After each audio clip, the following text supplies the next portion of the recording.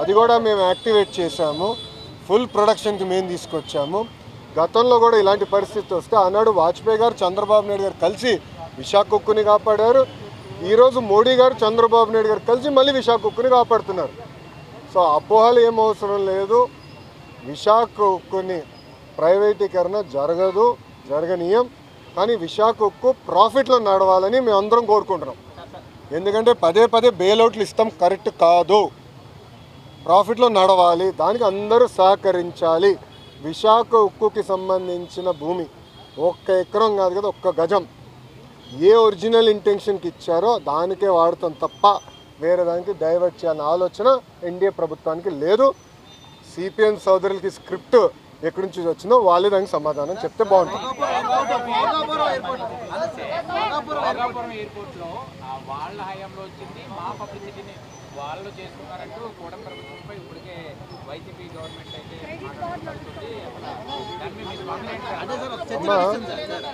ఒక మాట చెప్పాలి, క్రెడిట్ కోసం మేము ఇక్కడ ఎవరు పోరాడట్లేదు.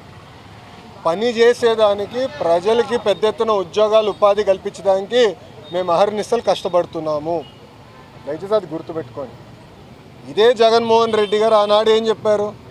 ఎర్ర బస్సు రాని ఊరికి ఎయిర్పోర్ట్ అవసరమా అని చెప్పారా లేదా? వీడియో మీరు చూసారా లేదా?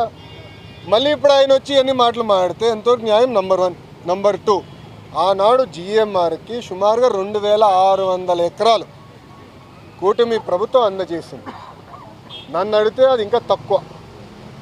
ఒక హైదరాబాద్ ఎయిర్పోర్ట్కి 5000 ఎకరాలు ఇచ్చాం. ఆనాడు ఇదే పెద్ద మనుషులు ఏమన్నారంటే హైదరాబాద్ ఎయిర్పోర్ట్కి 5000 ఎకరాలు అవసరమా, ఎయిర్పోర్ట్కి 5000 ఎకరాలు అవసరమా? ఈరోజు మీరు హైదరాబాద్ ఎయిర్పోర్ట్ చూడండి, అదే సమయంలో బెంగళూరు ఎయిర్పోర్ట్ చూడండి.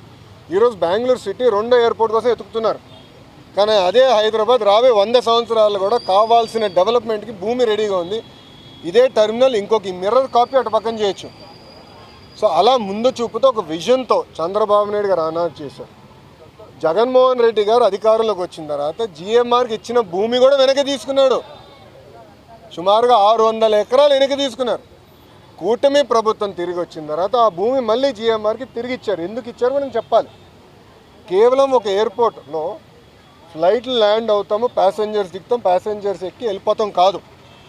లార్జర్ ఎకోసిస్టమ్ అనేది చాలా చాలా అవసరం. లార్జర్ ఎకోసిస్టమ్ అంటే MRO engine maintenance, under body maintenance, paint shop, ఇవన్నీ ఎకోసిస్టమ్ ఏర్పాటు చేస్తేనే పెద్ద ఎత్తున మన పిల్లలకి ఉద్యోగాలు ఉపాధి కల్పించగలుగుతాం.